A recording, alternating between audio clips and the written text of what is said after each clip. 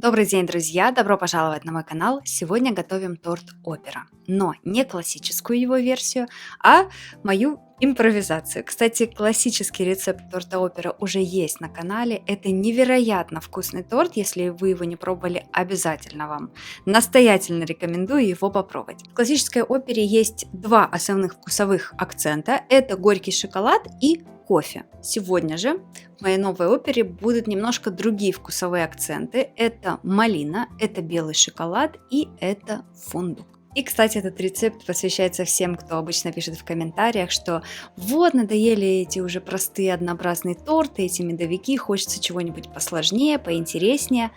Вот этот рецепт для вас. Начинаем приготовление с миндального бисквита Джоконда. Здесь у меня яичные белки, неважно какой температуры, можно брать и холодные, и теплые. Добавляем к ним соль, добавляем половину примерно сахара от указанного в рецепте и взбиваем миксером до плотных пиков. Очень важно, до плотных, но не сухих, иначе сухую меренгу потом очень сложно вмешивать. Как только вы видите, что меренга стала достаточно плотной, переверните чашу. Если она стоит на месте, никуда не вытекает, значит взбивать достаточно. Взбитые белки отставляем в сторону и теперь с оставшимся сахаром взбиваем целые яйца. Массу нужно взбить вот до такого пышного, светлого состояния. И для классической джоконды нам понадобится миндальная мука. Можно, кстати, использовать фундучную муку или фисташковую. На мой взгляд, лучшая ореховая мука, которая представлена на кондитерском рынке, это мука от производителя Орех Продукт. Я из нее уже готовлю несколько лет и пирожные макаронс, и различную выпечку, и печенье. Она абсолютно универсальная, всегда отличное качество и супер мелкий помол. Также в ассортименте Орех-продукта есть ореховые пралине, ореховые пасты, например, миндальная, фундучная, фисташковая. Очень вкусные, очень ароматные и, самое главное, с прекрасным составом.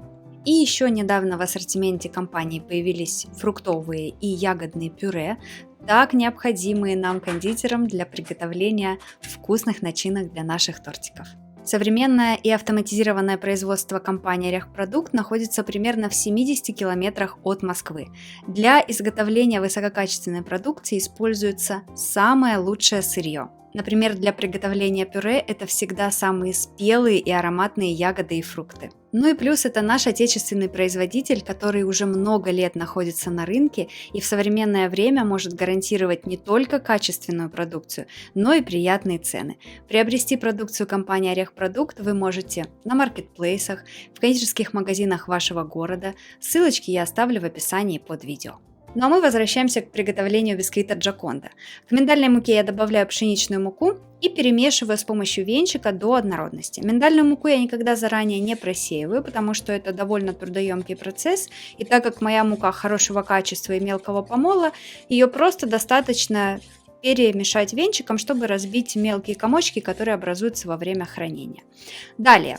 Муку отправляем ко взбитым яйцам и вот такими осторожными движениями снизу вверх с помощью венчика перемешиваем до однородности. Долго не нужно, чтобы яйца не сильно потеряли свою воздушную структуру.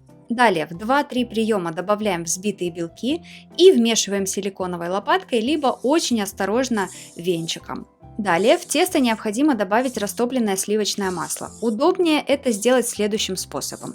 Примерно 3 столовые ложки теста я откладываю в чашу, добавляю растопленное остывшее сливочное масло, перемешиваю венчиком до однородности, эту массу возвращаю обратно к бисквитному тесту и осторожненько вмешиваю силиконовой лопаткой. Недолго, просто до однородности. Готовое тесто делим на 2 равные части и можно переходить к выпечке. Для выпечки я использую вот такой силиконовый коврик, его размер 30 на 34 сантиметра. Если такого коврика нет, ничего страшного, можно выпекать просто на противне, застелив его тефлоном либо бумагой для выпечки. В классическом рецепте оперы я именно так на противне и выпекала. Распределяем равномерным слоем и отправляем выпекаться. 170-175 градусов, режим вверх-вниз без конвекции. Выпекается бисквит очень быстро, буквально 12-15 минут. Готовый бисквит должен слегка подрумяниться и пружинить при нажатии. Я накрываю бисквит чистым листом бумаги для выпечки, переворачиваю и осторожно снимаю коврик. Вообще это тесто нужно выпекать сразу же, но так как первый корж печется очень быстро, буквально 12 минут, я оставляю вторую часть теста просто при комнатной температуре подождать. В принципе, это не критично, с ним ничего страшного за 12 минут не происходит. Отпекаю второй бисквит и точно так же переворачиваю его на бумагу для выпечки, снимаю коврик и оставляю бисквиты остывать. Теперь приготовим малиновый ганаш. Для него нам понадобится малиновое пюре без косточек. Отправляем его в сотейник и нагреваем. Я его довожу до кипения, но не кипячу. Как только появляются первые пузырьки, снимаю и добавляю к нему белый шоколад. Необходимо буквально 1-2 минутки подождать, чтобы шоколад начал плавиться от горячего пюре, а затем все пробить погружным блендером до однородности. Белый шоколад обязательно использовать качественный, кондитерский, с высоким содержанием какао-продуктов. Либо дополнительно добавлять какао-масло, иначе ганаш получится жидким. Также вместо белого шоколада можно использовать молочный шоколад и можно использовать горький шоколад. Но в малиновом ганаше, например, на горьком шоколаде будет больше чувствоваться именно вкус шоколада, а не малины. Итак, ганаш переливаем в чашу, накрываем пищевой пленкой в контакт и убираем в холодильник минимум на 6 часов для стабилизации. Теперь приготовим пропитку для бисквитов. В сотейник отправляем сахар, воду и нагреваем до полного растворения сахара. Для пропитки бисквитов в классической опере используется кофейный сироп. Здесь же мы будем использовать малиновый сироп. Сахарный сироп оставляем остыть до теплого состояния, а затем соединяем его с малиновым пюре. Именно с остывшим сиропом соединяем, чтобы малиновое пюре сохранило свой яркий цвет, вкус и аромат. Пропитка готова, пока отставляем в сторону. Теперь приготовим сироп для крема. Также в сотейник отправляем сахар, воду и варим до температуры 118 градусов. Тем временем в чаше взбиваем желтки. Они должны немножко посветлеть и увеличиться в размере.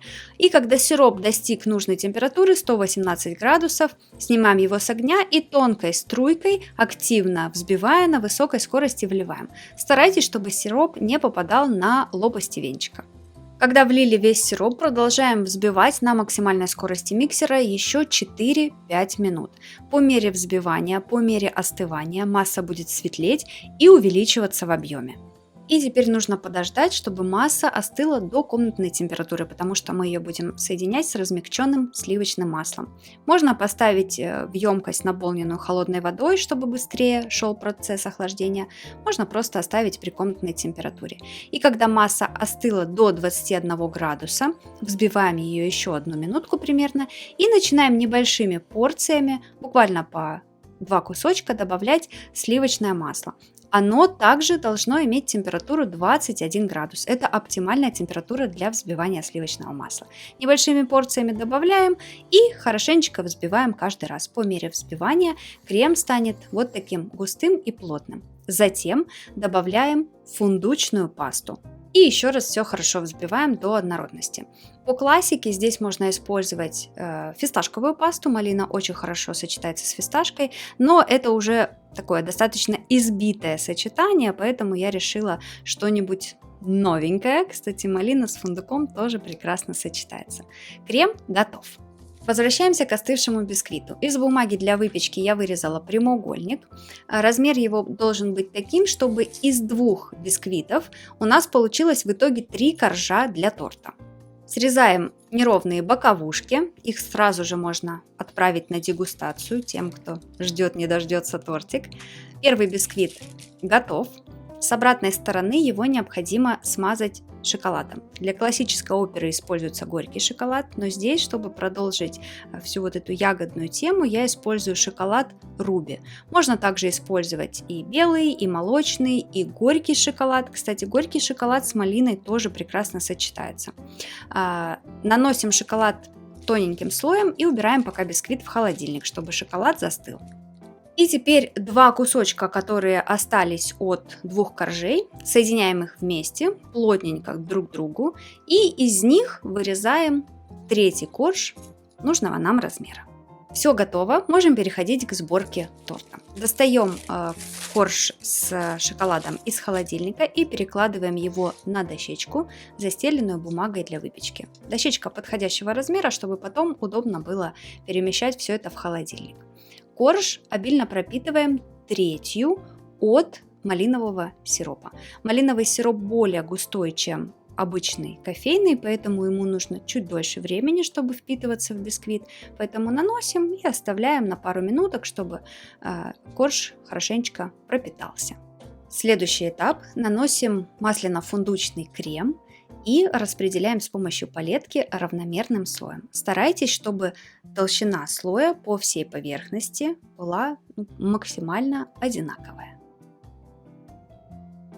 Следующим этапом выкладываем бисквит, состоящий из двух частей, и стыкуем их максимально близко друг к другу, чтобы между ними не было никакого пустого пространства. И также обильно пропитываем малиновым сиропом. Следующий слой – это малиновый ганаш. Также стараемся его распределить максимально равномерным слоем по всей поверхности.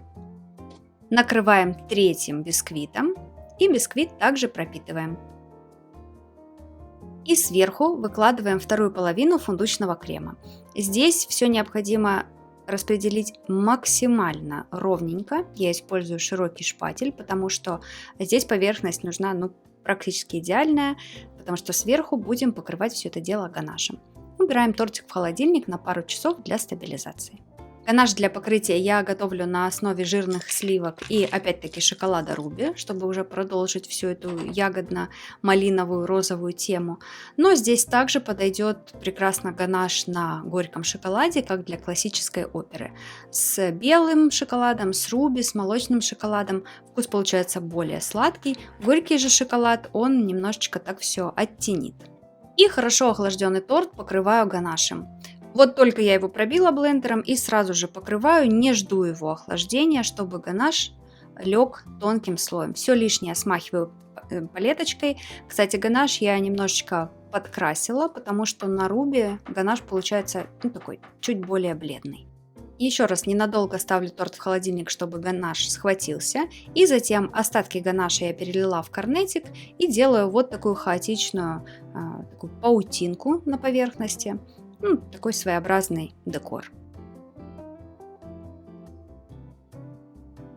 Теперь у торта нужно срезать некрасивые боковинки. Если вы, конечно, готовите торт для себя, для своей семьи, можно не срезать, но так, конечно, эстетически более привлекательно. Нож используем горячий, сухой и очищаем его после каждого среза. Я нагреваю нож в горячей воде, вытираю насухо и разрезаю. Торт опера сразу нарезается на порционные пирожные. Из указанного количества продуктов у меня получается 12 пирожных среднего размера. Ну, конечно же, здесь уже смотря на какие кусочки порежете, какого размера. Разрез у торта, конечно, получается просто фантастический. Я как перфекционист получаю колоссальное удовольствие от вот этих всех ровненьких слоев. Вторую половину торта я убираю в контейнер и в морозилку. До лучших времен. Размораживать торт обязательно нужно через холодильник. Для декора я еще решила использовать вот такие хрустящие шарики в шоколаде Руби. Давно они у меня лежат и сюда вписались как нельзя лучше. Я просто украсила ими каждое пирожное сверху. Ну и давайте пробовать. Вкус, безусловно, очень отличается от классической оперы. Тортик получается невероятно нежный, и если вы любите белый шоколад, если вы любите малину, он обязательно вам понравится. Пробуйте, но я, как всегда, желаю вам удачи на кухне, не бойтесь экспериментировать. Скоро увидимся.